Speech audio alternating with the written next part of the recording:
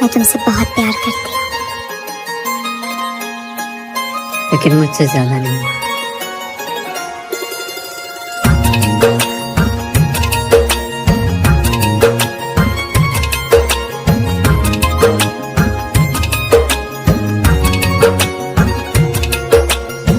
मेरी किस्मतों को मिले हाथ तेरे, फिर से लकीरें दिखने लगी।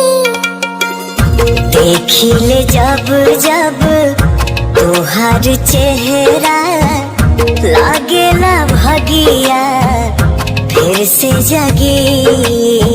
रहूं उम्र भर मैं तेरी, तू मेरा। जब हम बादल बन जाएब, तू बारिश बन के आईहा।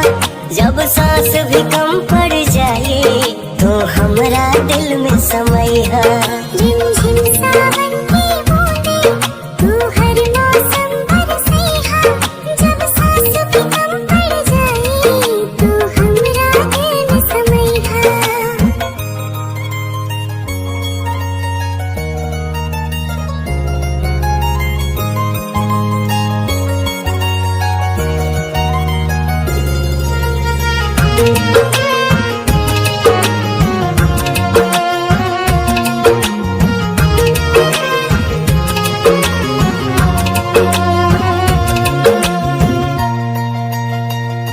मेरे लबों से आए कभी भी, हो नाम पहला तेरा मेरी ज़ुबां पे।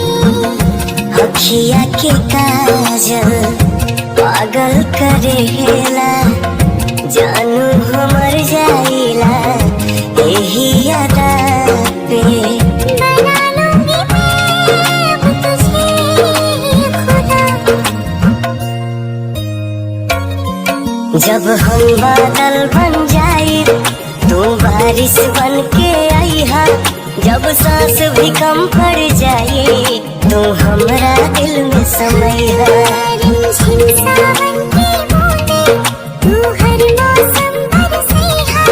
जब सांस भी कम पड़ जाए, तू हमरा दिल में समैहा।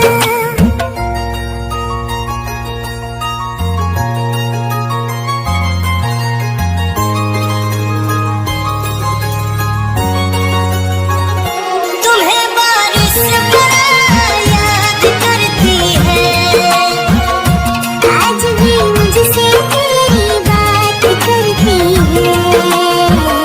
तुम्हें बारिश बड़ा याद करती।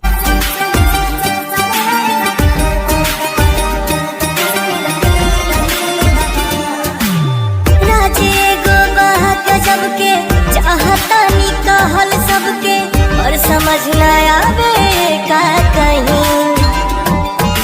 क्षण में गइल मन बदल के, खुश भइल धड़कन मचल के। हम तो पहले ऐसा